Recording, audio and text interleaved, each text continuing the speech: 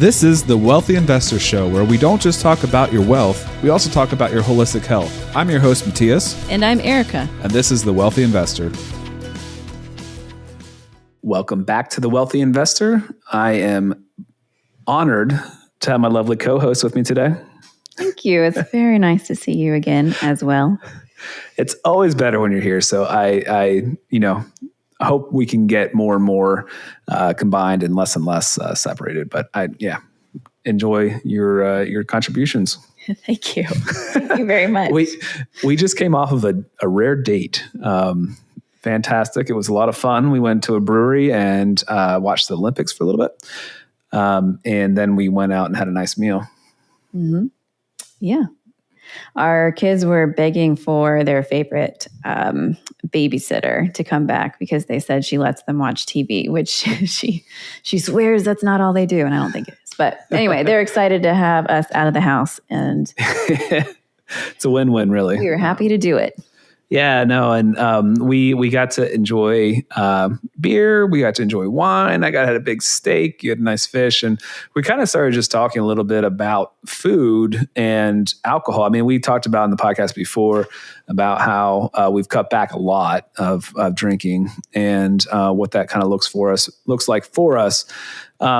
I tend to be the kind of person that kind of goes all in and is all or nothing, or I tend to go into extremes. So like I might, have a plate of food that I really like and I just want to eat more and more and more. And it's just kind of like I'm an extreme person when it comes to that kind of stuff. But you're a nice little, happy little, balanced little person. And we wanted to chat a little bit about nutrition and your kind of our relationship with food. Yeah. How do you approach, restricting alcohol, restricting food or not? I mean, what's your approach to it?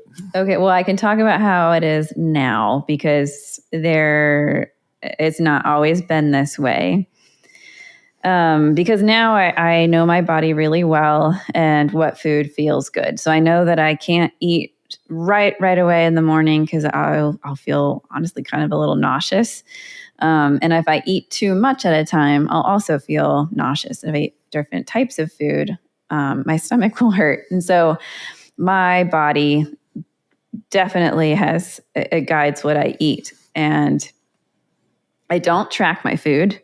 I don't count calories and I don't track macros.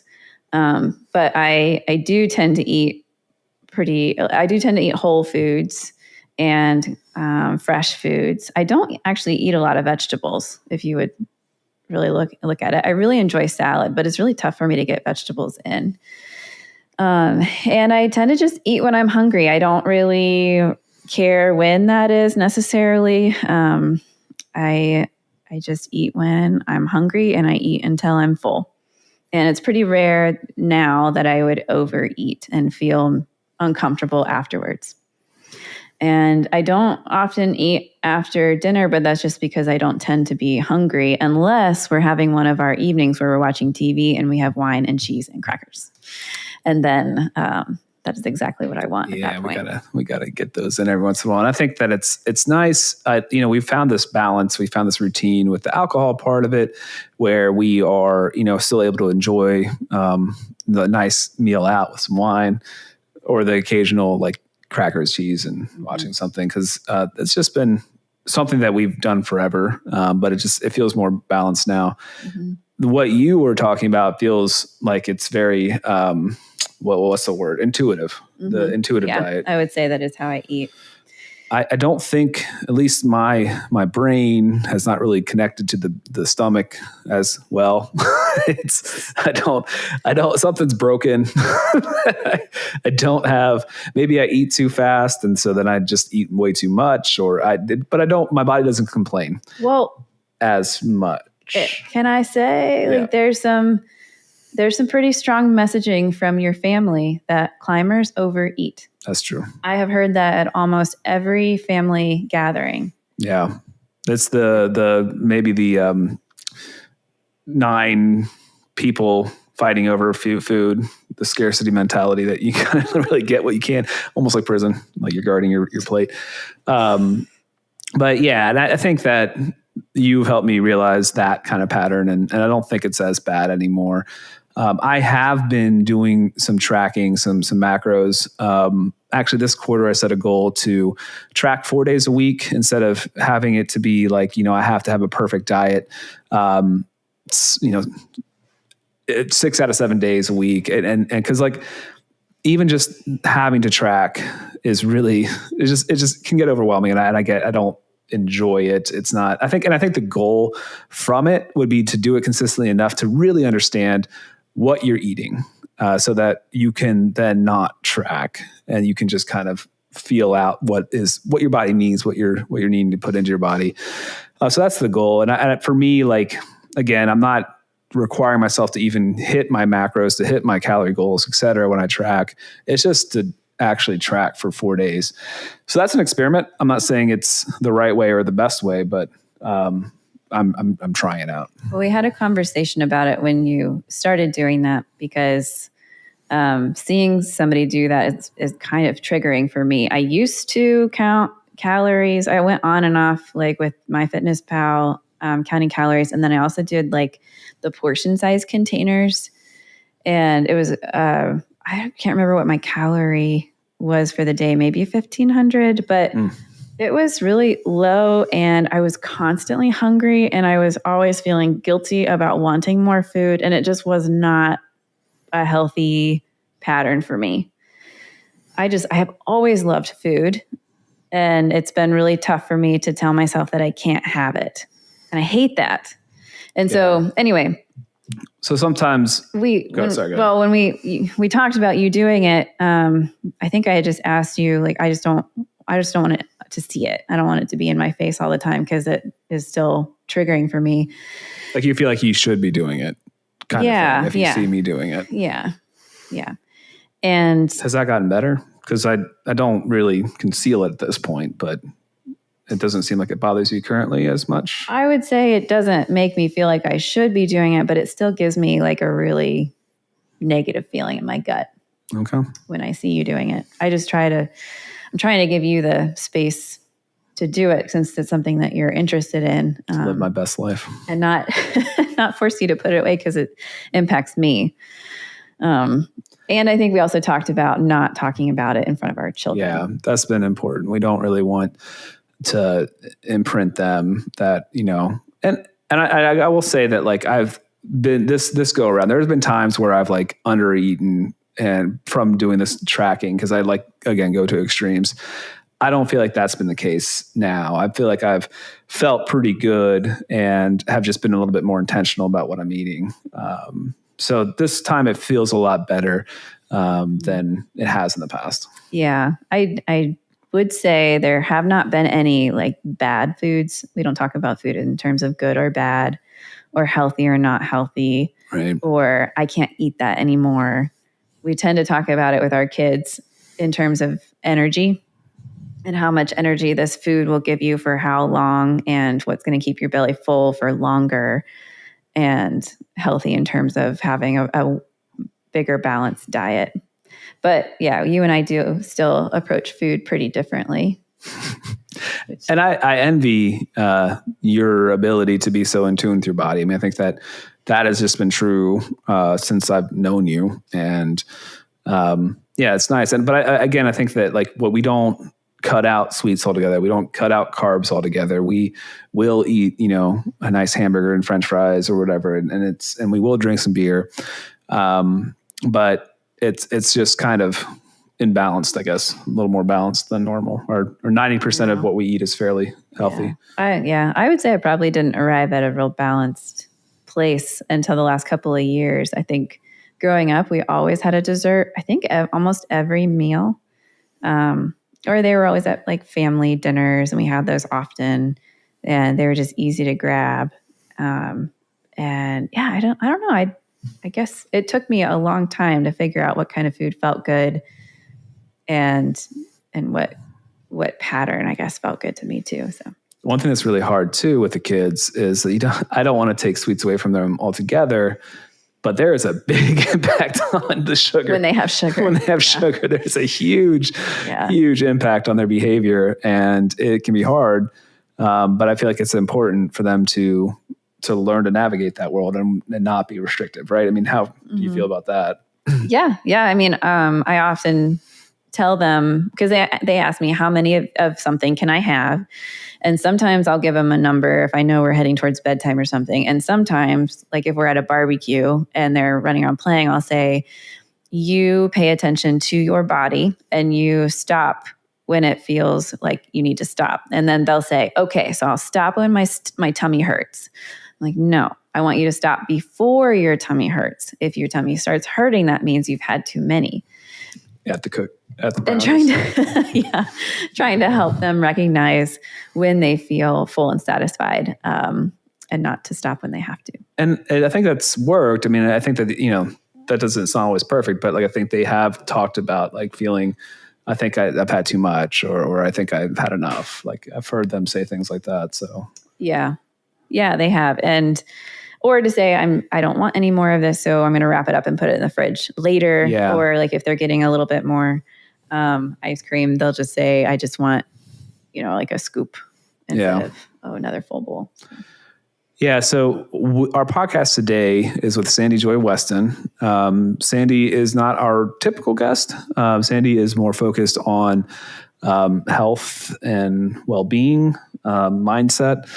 But she was awesome, and we tied it into real estate sales, or just being just life in general. Really, I mean, like we all, no matter what your background is, like it's important to. She has good lessons for you.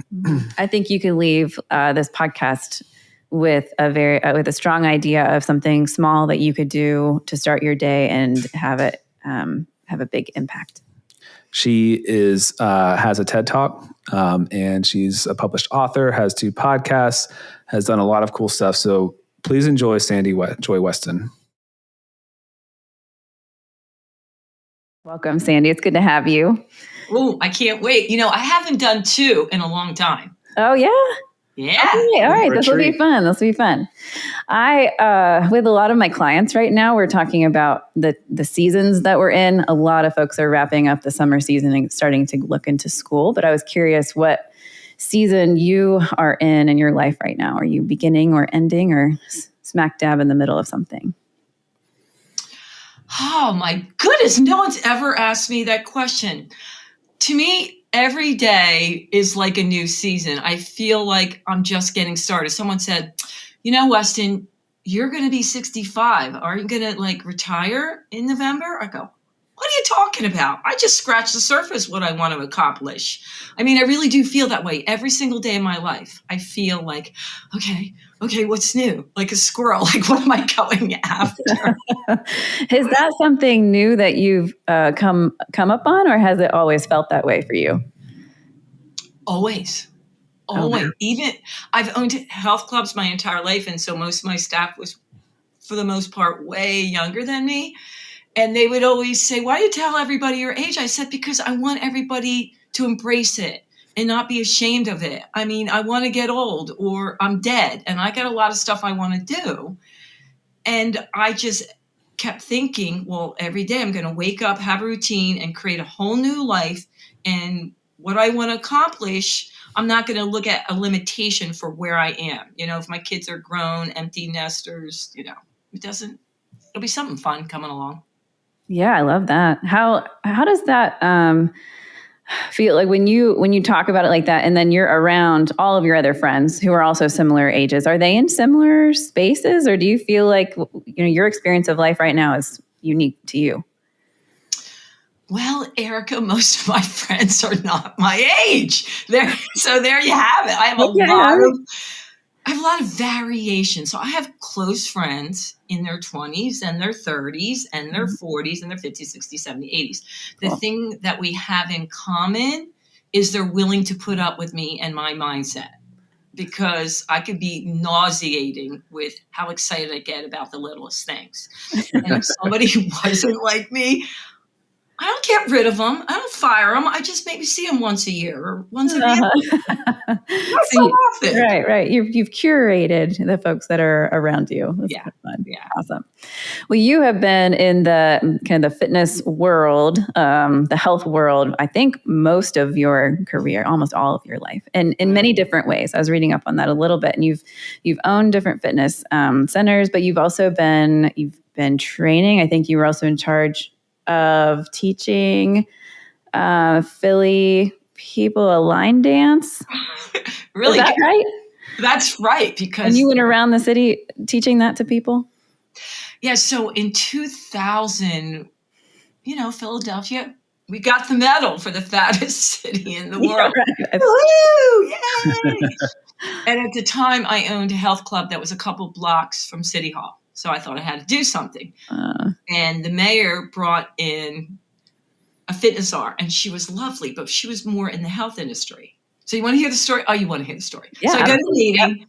After months of persistence, you need my help.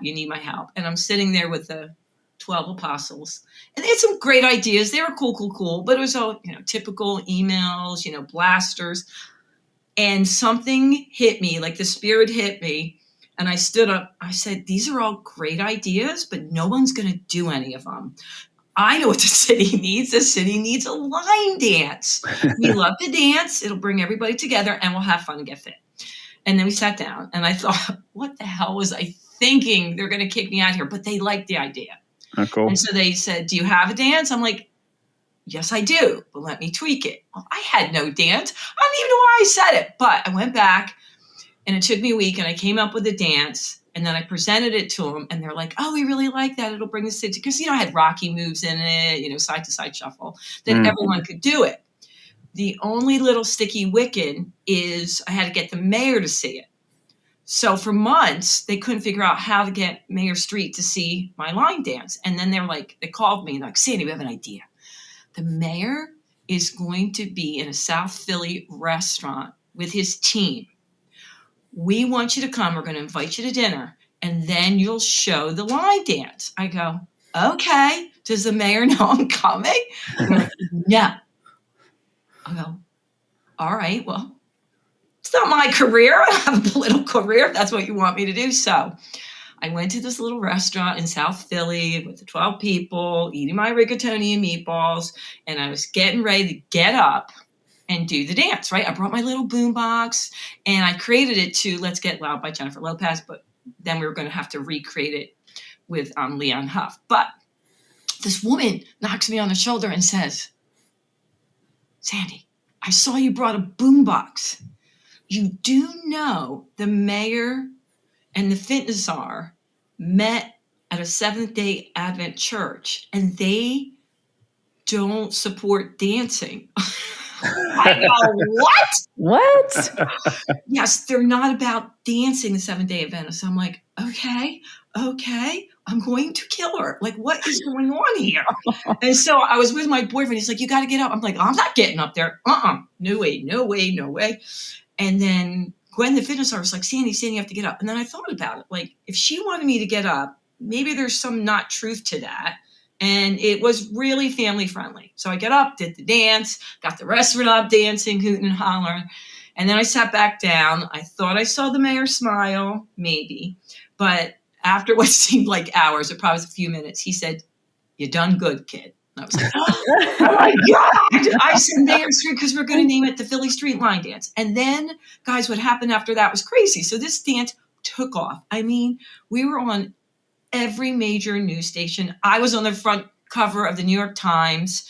We closed down Market Street. We had firemen dancing all over on their fire trucks. It just went all. I even did it at the age of 40. I performed the dance for the 76 dance team. Holler. Wow, that's so fun. So anyhow, to answer your question, I had a blast, and it was amazing, and it took off more than I expected. And for me, the moral of the story is sometimes things don't have to be that difficult to really work. I was so passionate and so filled with joy, and loved doing it, and created something that the kids were doing it in schools, high schools, in hospitals that seemed so simple, but had such a massive impact.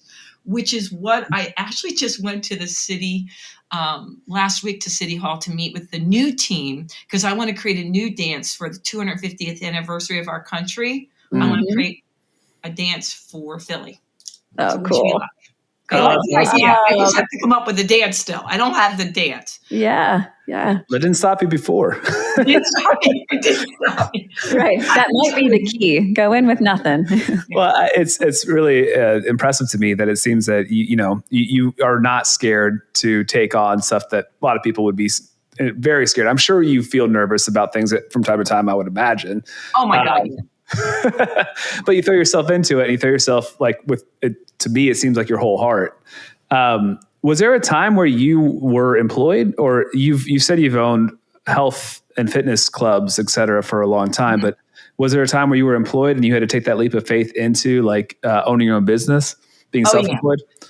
So little backstory in why I'm relentless and I don't really care is I grew up in the projects, and my mom spent most of her life in mental institutions. God bless her soul. So no one expected me to do anything. They were just, be grateful to graduate high school. You'll be the first one in your school, to graduate high school from the projects. Marry, be a waitress, pump gas, whatever. And that's all great. I had a good time doing all that. But I had bigger plans. So for me, anything I did, if I wasn't an alcoholic or a drug addict, it was a bonus, right? Mm-hmm. I didn't have any pressure to be anything or do anything.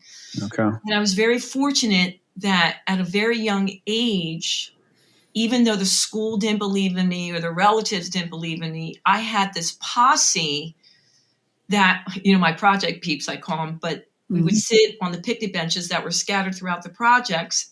And these young people believed in me. And we're talking like the drug dealer, the alcoholic, the prostitute, the rock and roller. They're like, no, you're not doing any of this. And I was 9 when I moved to the projects. We have hope in you. So, they say the people you surround yourself is your life. Well, it was completely the opposite. They wanted me to propel forward when everyone else was like, don't even apply to college, whatever. Yeah. So I ended up, because of them, pushing with going to dance school. My dance instructor believed in me, getting a scholarship to dance. And that took me from a scholarship into dance. I was waitressing and pumping gas, in addition to that I ended up getting a job at a health club teaching aerobic fitness classes in the suburbs of Philly. And there were a lot of who's who there. And the people in my class really liked me and liked my energy. And they said, well, will you come in my house and train me in my home? And at the time they weren't doing that. I'm like, okay. And they were willing to pay me a lot of money. I'm like, woohoo. Yeah. So I started training everyone and anyone that had a name in Philly, every star, everybody. And they saw something in me that I didn't, but to them it was refreshing. I didn't care who you were. I don't want anything from you. I'm just here to give you what you want. I want to serve you. And I was all about, mission was to spread joy.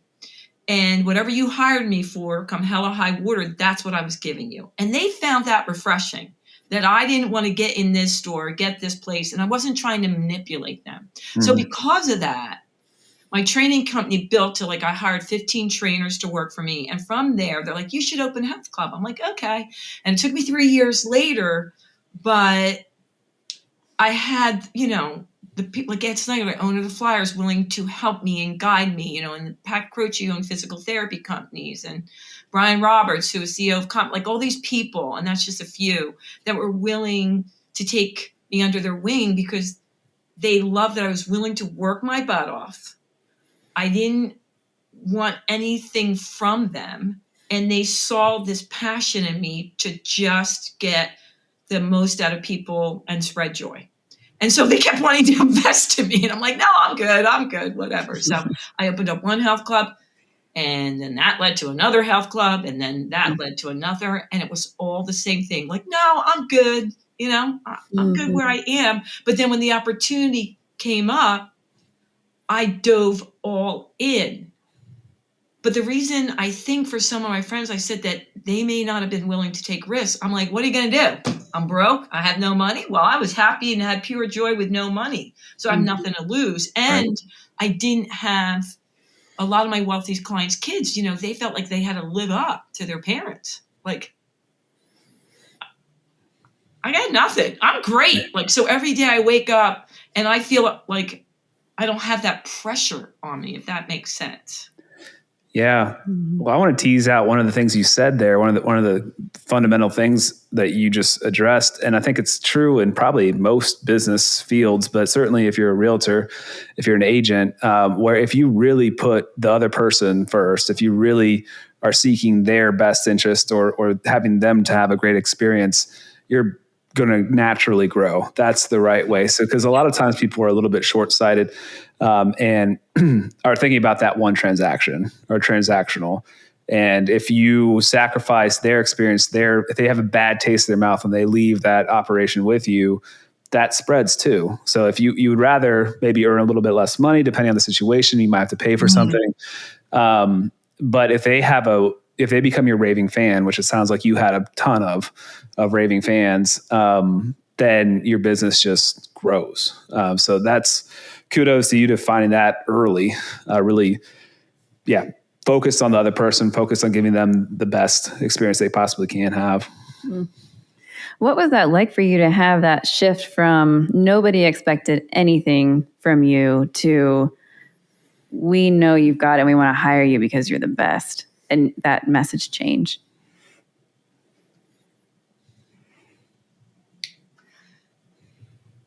I can't believe I'm getting emotional because that's an amazing question, Eric. And no one's ever asked me that. I feel that I thought I was the luckiest girl that ever walked this planet.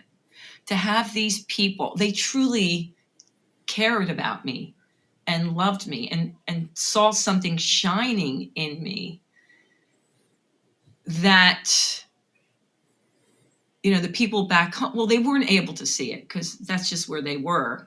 And I wasn't in that environment. It was just like the most magical thing in the world. And to this day, I'm not saying if somebody else looked at my life, they would think this, but I think I am one of the most fortunate people in the entire world because I have so many people that love me, even though they're not blood family, but willing to support me in whatever I do. And I don't take that lightly.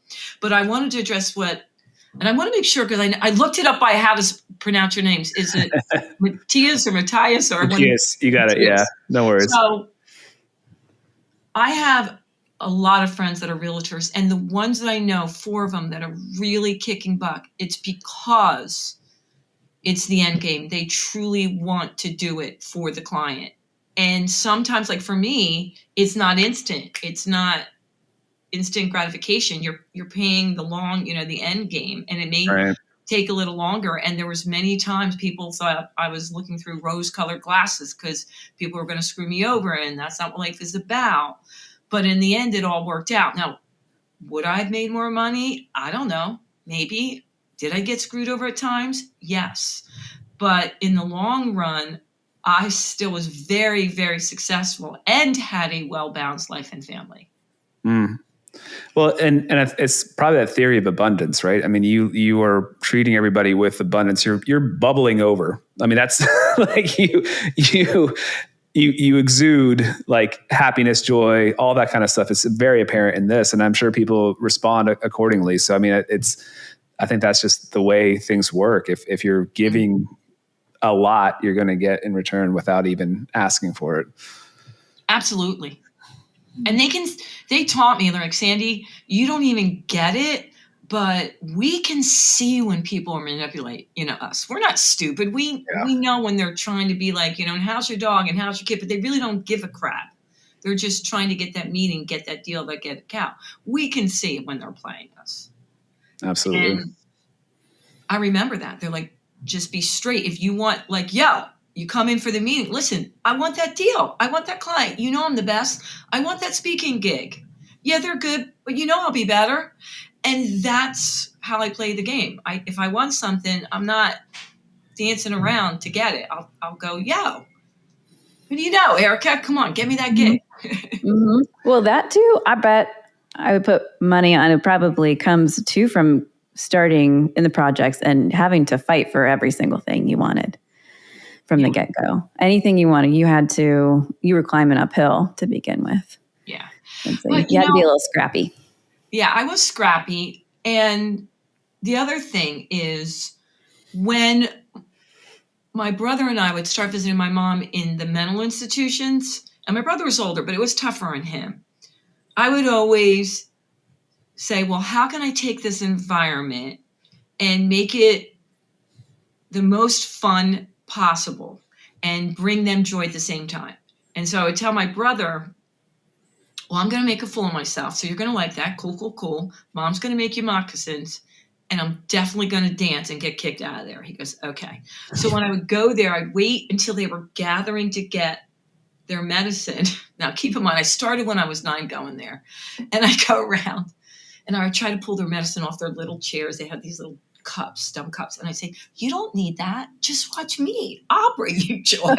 And that's the city dancing for the mayor. And I'd push the button on the boombox, throw my tap shoes and dance away.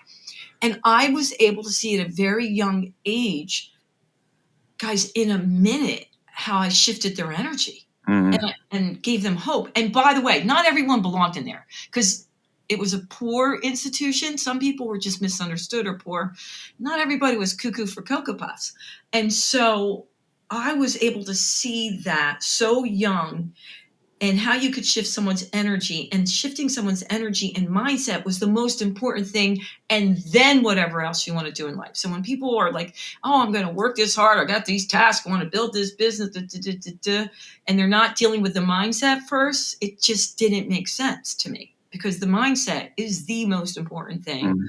Like before you get up every day, before you send those emails, before you go after that job, before you go after that listing, where's your head? And did you spend a minute or 3 minutes getting into that headspace? So that's why I do that for a living, because I thought, hey, if I can affect those people in that poor asylum, I can do it anywhere, man. Yeah, absolutely. How do you keep your energy up? I mean, what do you do for yourself, and what do you recommend for people to make sure that they have the right mindset? They're going to the day with the right foot forward. I'm so glad you asked that because I just did a TEDx on it recently. Perfect. The 3-minute shift every day using movement, words, and laughter. So again, back to what I saw worked every single day of I didn't know this, by the way, when I was a kid. I didn't know I was doing movement, words, and laughter. Every day I would dance to get into a positive, powerful mindset, like put on my jam for even a minute. And then, I don't know why I came up with this, I would focus in on one word. How do I want to show up today? And I'd pick some word like fun, powerful, ease and flow, confident. And I would write the word down. And then I would find something to laugh about. Even if I just laughed for no reason, I'd be like, ah! And I would do that every single day. And then I would visualize what I want to accomplish or achieve. Fast forward, I was doing that with my clients and not even knowing I was doing. I was using to a certain extent, movement, words, and laughter. Everything I teach is things you can do in 1 to 3 minutes a day because I truly believe, yes, you can take longer, but even just starting your day with 1 minute to 3 minutes before you run out the door can be mind-blowing. So let's take, for example, you're lying in bed, you don't have time, you might or may not have 3 kids, 2, 4, and 7. So, your game's on, right? Who's going to take care? Well, okay. So if you lie in bed and you just take a few deep breaths in and out, and then how do you want to show up today? And depending on what your day is, it might be, oh, I need to show myself grace. I might be powerful, whatever. That's it. And then as soon as your feet hit the floor, I'm not saying you have to break out into a dance, but just even moving head, shoulders, knees, and toes, just moving, get your body moving quickly just for a few seconds. You run downstairs or wherever your piece of paper is, and you just write down your word for the day. That's it. So you move for a few seconds, right? You thought about your word, you write it down. You look at anything that makes you smile, whether it's your cat, your dog, your kids, whatever, or you just laugh out loud for no reason. And that already puts you in a positive, powerful mindset. And there's so much literature on just 1 minute of movement and what it does to your body. Yeah. But now throughout the day, every hour you think, am I coming from power?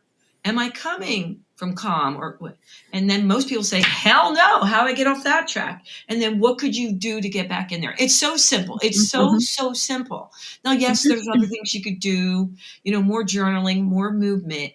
But I teach people first to be so consistent in that minute to 3 minutes that you do every single day. And then you can add on, journal more, work out more, because that's the most important thing. If you don't have time to do the 20 or 30 minute journaling, great. If you meditate, awesome.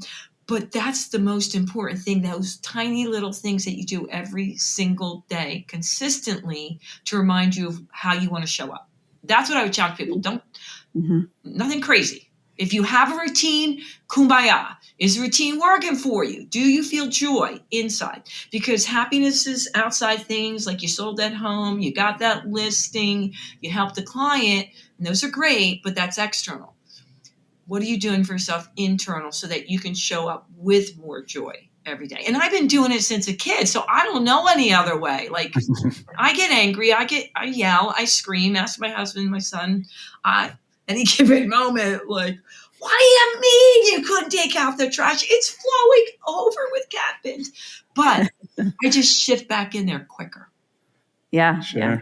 Well, and essentially what those three things are doing is creating an anchor point that you can refer to throughout the day to keep you focused and to guide you and kind of propel you forward, which essentially it creates this container, which, containers are so helpful for us in many different ways. If we don't feel like we have even like as basic as like a home, the walls around us, or if any sense of identity, or we could into many different things, but just having those three things creates a very simple container to guide us through the day, which can help you feel grounded if you'd feel nothing else. Yeah, absolutely. And it seems that people say, well, what do you get the biggest resistance on? It seems so simple. It can't work. You know what I mean? Like, how can a minute to 3 minutes really change me? And by the way, when I was originally doing my journal books, I studied people from all walks of life, all businesses, guys that I felt exuded pure joy. And I studied them for a year, and I bribed them with trainings and memberships. And I wanted to see, was there something they all had in common? And it was almost like 11 months in, I couldn't see something. But then there it was. The main thing was that every single one of them did something before they walked out in the day. Life wasn't going to happen to them. They were going to happen to life. And the routines were all different. It could have been making lists. It could have been playing jazz music, baking muffins. And it could have been 2 minutes to 2 hours. But nothing was more important than how they felt. So that's where I got the idea, well, what if people don't do that? And I wanted to create guidebooks and journals. So I went out again and I gathered my 12 apostles that would give me credibility. I brought in positive psychologists and neuropsychologists and exercise physiologists and sports leaders, gurus, and spiritual leaders, because I wanted to have the credibility, the science behind this mindset in this guidebook and writing it down. And so we spent another year, it took me forever, because back then people weren't doing it. Now everyone's journaling, but back then they were like, oh, that doesn't even make sense. So I took another year and I spent, I think maybe I got another 200 people, and I had a guidebook that would take 5 minutes a day. So we came up, the powers to be came up with a guidebook that would take 5 minutes a day, and only a handful of people did it. Nobody did. And these were highly successful people that came to the gym. They were very motivated. And I was devastated. And so I went back to some of my guides, and they're like, listen, Sandy, no one's going to do something that takes 5 minutes a day unless they already have that belief system. you have to make it 1 to 3 minutes a day. I'm like, well, why didn't you tell me that? And they said, we thought you should find out on your own. Oh, jeez. Okay. So that's what they said, because if they don't believe it, they're more willing to go, all right, I'll give you 1 to 3 minutes a day. Yeah. And so that's why it became 1 to 3 minutes a day. And like I said, it could be then 5, 20, 2 hours, but at least they were willing to do and see, oh my God, if I do this for 3 minutes a day, it really does make a difference. Mm-hmm. I love that because that is so simple. I have gone through phases of doing the miracle morning in the morning, and it always has a great impact. I mean, you give me that affirmation that, if I'm doing that consistently, that you notice a difference in me. Mm-hmm. I do. And but that takes a long time. That's a good amount of stuff to do. This is a lot more simple. And going back further, I remember when I first started reading self-help books or that kind of space, those kind of books, the whole idea of like affirmations and that kind of stuff just felt so hokey to me. I was like, this is dumb. This is really dumb. But once you actually get into it and you actually realize you're just like priming your pump, you're just priming your brain to see the things that you want your brain to see. And so if you are wanting to be, powerful or whatever that day, like that is a great way to prime yourself to be that, to see that. And I think that's such a problem for so many people, is that they prime their pumps for negative stuff. They can only see the negative stuff in their lives.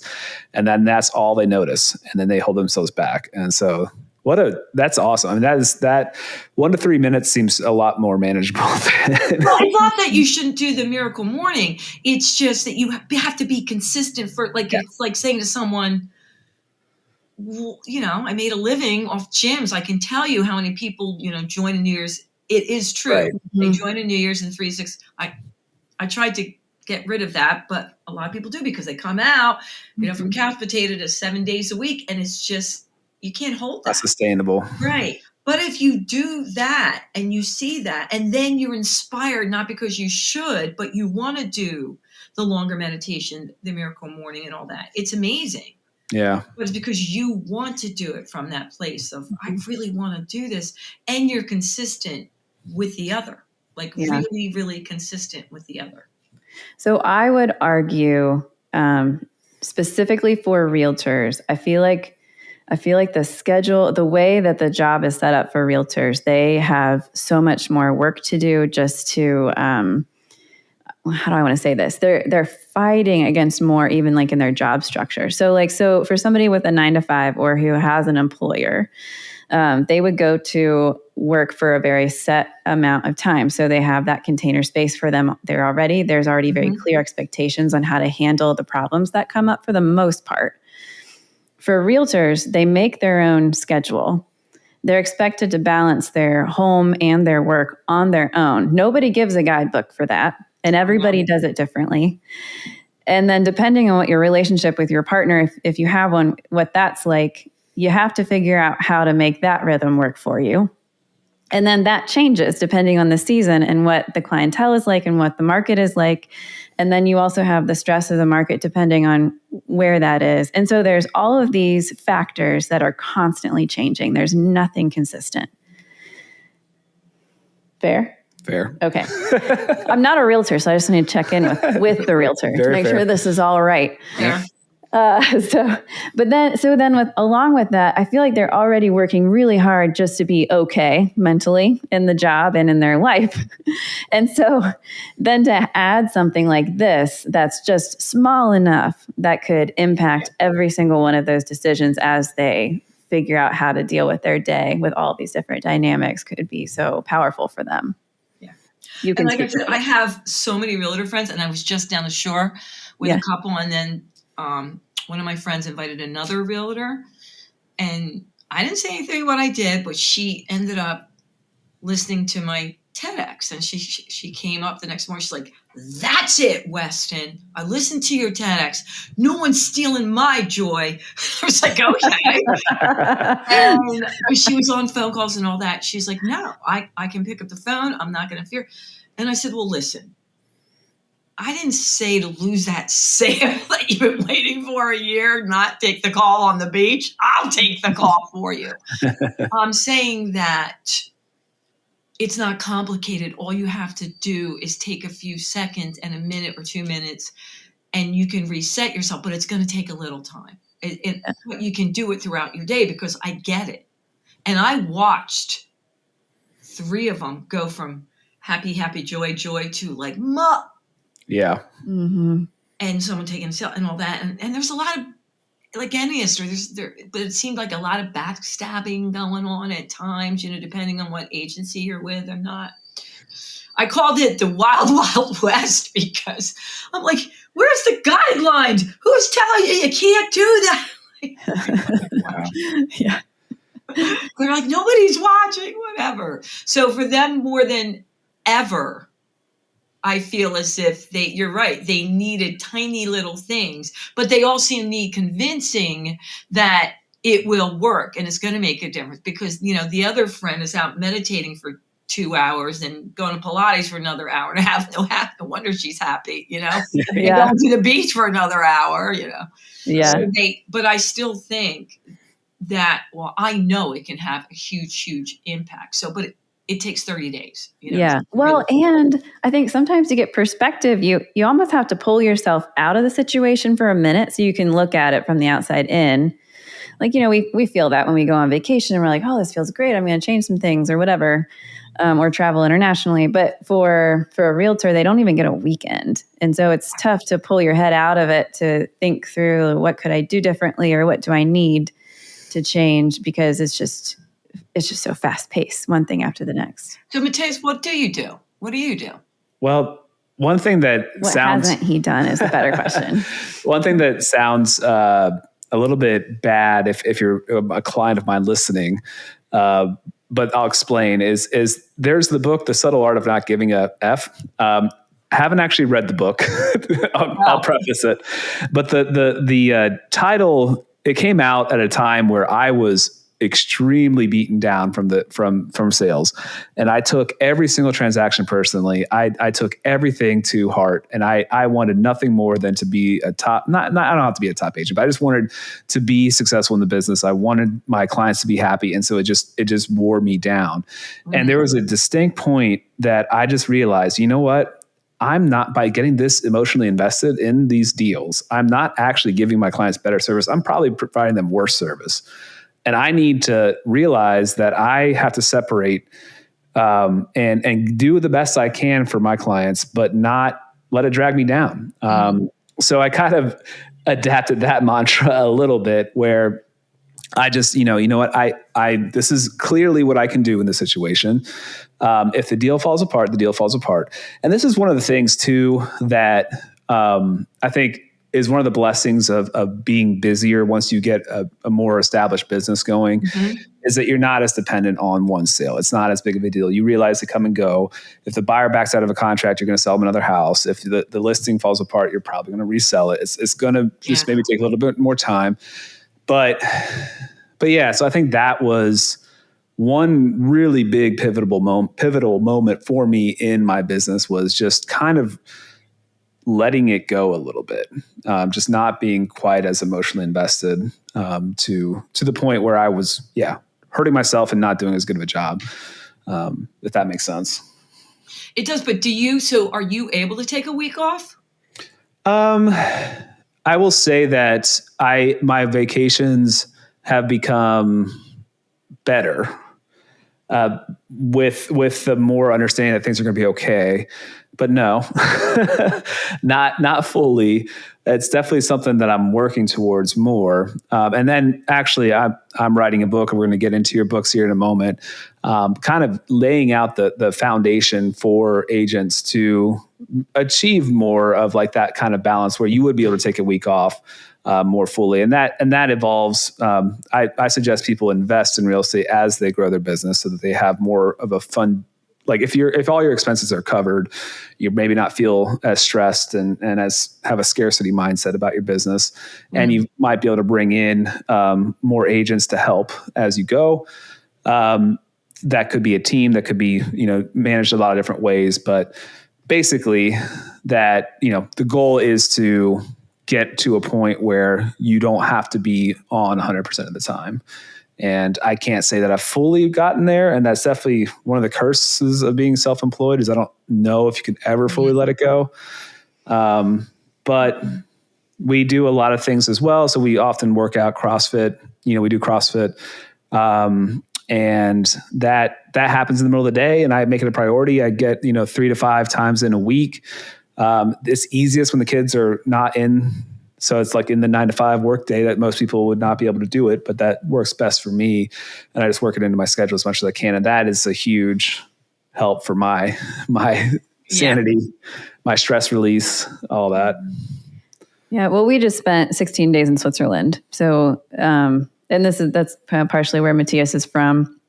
So we were visiting family, but he had to work a good amount during that time, like mostly probably during the morning.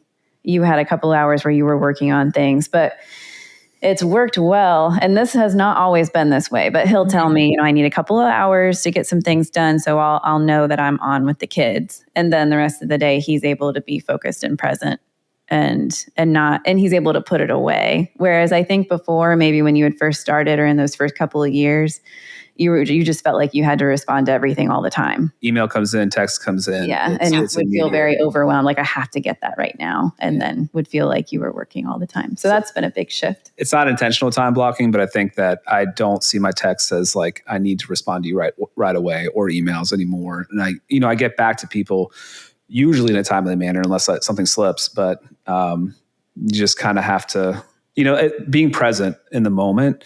That's been one of the things that I've tried to prioritize as well. So if I'm with a client, they're not going to like it if I'm taking phone calls, reading my text messages, reading my emails. They want me to be present with them.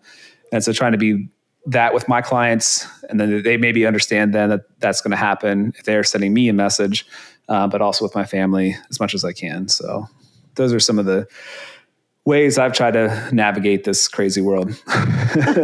Yeah. Hearing all of that, what are your thoughts? What would you recommend? I was listening to it, and I love what you did when you were away. I think what I've seen work, and I've done it even myself, is I tell my clients, they know I don't keep my cell phone glued to me.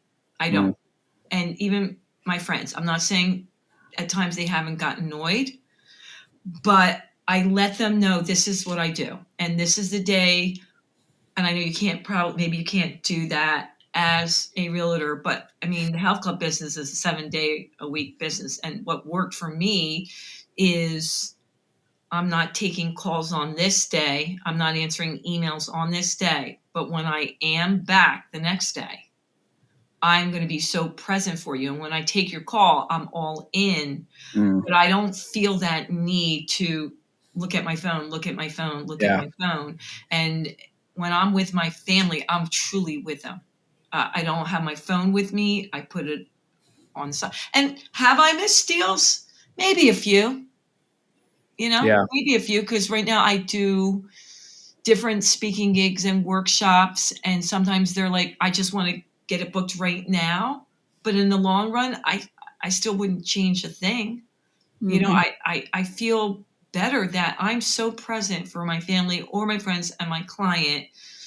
And I really do. This is the time I'm doing office work. This is the time I'm answering texts. If I'm on vacation, I love what I do. So when I was down the shore with my friends, I had a day that I blocked out, which was Thursday, for my clients. That's the day I was going to be with my clients virtually.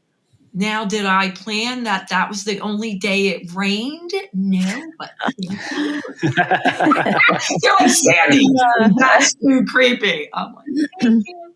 Manifested it. Right. But I like what I do. I love what I do. I didn't feel sad. I wanted to work that day and stay in tune so they didn't miss a week. But I didn't feel like I was complaining like I had a sucky vacation. So when it comes to family, the same thing. We'll go away next week. And my husband's in business for himself. He's a lawyer, but we say which days we're going to work and then which days we're going to be with family and friends. And you're not complaining, like, oh God, I have to work. Then shut up and don't do it. Like, I don't have no time. Like, plan it and then do it. and then be grateful, or don't do it at all. Mm-hmm. Yeah, being intentional. Yeah, really, really intentional. Different than when you're starting out. Like you said, I worked 7 days a week when I first started my health club. I had no choice. Yeah. But I also wanted to. Like and I Right. didn't have little kids. I was working. Just like you have to build it until I was very, very fortunate that I built it up. I had a great team, a great staff, and I didn't have to go in. I had passive income because they were working for me, and they were phenomenal. And I was able to bring in a partner, but I was willing also to give up a large percentage of my business to bring in a partner because I wanted to be with the family and the kids. Like I wasn't willing to sacrifice that. So that's a hard part for a lot of self-employed people is starting to turn over the reins. That's a tough transition. It is. And and what, did they do the same things as act like me? No. Were there times that I go, but still in all, for me, I kept looking at the bigger picture. I have to trust them. Yeah, you can work with them, train them, educate them, but they're still not going to be you. And my mentors taught me that. They missed a lot of the time with their family. They were mostly men, but they said, Sandy, we don't want you to miss that. I almost took this big deal. I remember with a TV station, and they're like, my son Cole I was pregnant 8 months, and I was like, a dream come true. They go, you'll never see your son. You'll never see your son. And I'm like, but it's, I'll be famous. Like, this is a great show. And they're like, finish up. And I didn't take it. And thank God they talked to me. Thank God, because I was able to then have my dream work and job and spend equal time with my family. So that's saying no. That's a really hard thing. And that's an ongoing thing with real estate. Like you can get a sense of that this person that I'm about to work with is going to make my life difficult. or if you work with somebody for a while and to fire them, essentially, that's a really hard lesson as an agent. And there's just times where it's not worth it. No matter, if they are 3 times your normal sale, what they're going to buy or whatever, what they're going to sell, sometimes that stress is just not worth it. The extra work you're gonna have to do and the extra mind space it's going to take. So that's a tough lesson. I mean, I can imagine that was a really hard choice. And it comes like with you, like you said, you built yourself up with confidence that your life is not depending on one sale, but what if you were? And you had, people out there that are realtors, like I have a friend, she's nearly divorced. She lost all the money. She's got to support her kids. I mean, yeah, I understand, there's times in your life that it's hard to say no, even if, they're causing you. Yeah. It's still hard. It's always hard. Yeah, it really is. Well, so you mentioned you were on TED, so we can look up your name and find you on TED Talk. Yeah. That's awesome. Sandy Joy Weston. Yeah. It just came out 2 months ago. Oh, that's super exciting. I love TED Talk. You have written 3 books. Is that right? Mm-hmm. What are they called? It's all based on what we're talking about, the 1 to 3 minutes. So my first book was called Train Your Head, Body Will Follow. The second was my 30-day reset, which was a shorter version of somebody that just wanted to work with journals and the books. And then recently I did one. Oh my God. I did one for kids that are 8 to 12-year-olds, Recess to Reset. But guess what? All the adults are using it. So I did all my whatever. And it's such a cool, fun book that they're like, no, this is great. We want to use it. So now I'm in the process with my publisher. We're doing a 4th one, which is the same one, but just marketing it differently for adults. And they're all about how do you get in a positive, powerful mindset? What works for you? Because, we talked about movement, words, and laughter, but it doesn't have to be that. What routine works for you? Yes, I do believe some sense of movement for a few seconds would be great and focusing in on a word or laughing, but there are different routines and finding one that resonates with you. But for me, I'm all about not being time consuming because I don't want people to have those constraints on them. Like saying I didn't have time to journal. I didn't have time to meditate. Like I meditate when I'm mountain biking. That's when I have my best conversations with the universe. So you should find what works for you. Sure. I know people that do it in the bathroom, in the shower, because their kids are always at them. They're like, Yeah. I locked the door. Mommy's going to the bathroom. And I'm like, that works for me. Yeah. I started a 1 line a day journal because I can't do any more than that because I won't keep it up.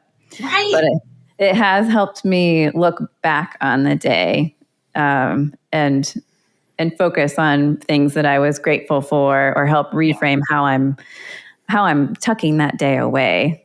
Essentially, it's kind of the opposite of starting in the morning, but it's been really helpful for me. Well, this is every day. This is what I do. I get up, I do my little dance, I do a movement, then I focus on the word, I laugh about something, and I check that off. So nothing you're writing, movement, words, aloud. Okay, moved, laughed. And then I breathe, and I just take 3 breaths in and out. I breathe in love, I breathe out love, I breathe in joy, and I breathe out, and I breathe in peace, because those are the 3 things innately in us: peace, love, and joy. And then I just have a quick power statement. Like, I'm a powerful creator. I got this. It's quick. Bring it on. It's nothing big deal. And then quickly, and I don't say it could be gratitude, what I'm grateful for, what I'm excited about. Hey, yo, thanks for this, because that's the way I talk. And I think if like my animals, cat, my dog, like, it's quick. Mm-hmm. Yeah. And that is every single day. And then I usually throw peace, love, and joy to 5 people that make me cringe sometimes, and I want to calm down, or throw love and I'm not feeling it in the family. So I'll be okay, I'll try to throw peace, love, or if they really need it. And so it doesn't take long. And then other days I might write more of what I want, but it's always that. Like, I consistently, no matter what, every single day, that little bit. And it's more to remind me of what I want in life and how I want to show up. That's what it is. I love it. You've talked about a lot of mentors that you've had in person. Have you had any books or that really stuck out to you? Any books that have been fundamental to you, or ones that you just currently really enjoy? Is it going to be weird if I get up just for 1 second? No, go ahead. I'll be right back. Wait, I bombed some. I'm kidding. She's doing a dance right now. I'm pretty sure off camera. So, first of all, for a self-help book, I love Louise Hay's Heal Your Life. And it's just a book that I've used since I was in my 20s to refer to tuning into my body. Your body holds the score. I'm saying it wrong. Your body keeps the score. Mm-hmm. It's just like that. Your body, if you listen to it, will tell you what's going on mentally and physically and spiritually. But I haven't read just a book that wasn't a business book, or a self-help book. They always tease me, how much help can you need? But I got, for the beach, it's called Fox and I, An Uncommon Friendship. And my son's like, okay, Mom, that doesn't count because it's actually based on a true story. You were supposed to get a fiction, not nonfiction. But it's so cool. It's about her having a conversation with a fox, and every day reading to the fox, and the fox would come and sit next to her and listen. I'm not going to tell you. Oh, interesting. That's cool. What's the medal that's on there? Oh. She got a literary award, the PEN America winner. Oh, cool. I haven't heard of that one. Yeah, me either. Catherine Graven. Cool. Did. She would sit every day and read different passages to this fox. Isn't that cool? And we have 2 foxes underneath one of our bushes, so maybe I'll go out and read to them. Go out and read the book to the fox. No, don't eat my cats! Don't eat my cats! Yeah. Where's a great place for people to find you, to buy your books? We know YouTube would be TED Talks, I'm sure. But yeah, is there a website, social media that you use? So let's start with the first. My website is my name, sandyjoyweston.com. And Weston is with an O-N. And if you go there, you can find everything. You can find my podcast. You can find books. You can book me for speaking gigs or workshops. So there's speaker tab. There's everything on my website. Okay. The easiest way to buy any of my books and journals now, though, everything is on Amazon. So you can find everything on Amazon. And then I'm all over social media. I do daily joys and, silly little things that make me happy. And I do it on LinkedIn, Facebook, and Instagram.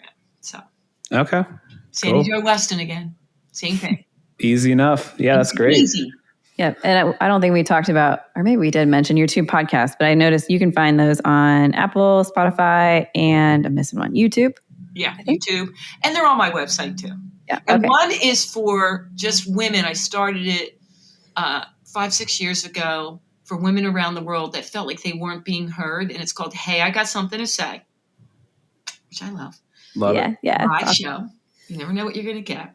And then the other one I've been doing for 16, 17 years is when it was a radio show, and it's called Let's Keep It Real. And that's where I highlight men and women from around the world that are making a positive, powerful difference in the world. So it's cool. Cool. That's awesome. Great. I love it. Well, thank you, Sandy. I appreciate it. Yeah, thanks so much for being on. Thanks for listening to the Wealthy Investor Podcast, where we talk about wealth and holistic health. If you enjoy our content, subscribe wherever you get your podcasts to hear new episodes every Thursday. If you really like our content, you can follow us on social media at The Wealthy Investor, wealthy spelled WELLTHY.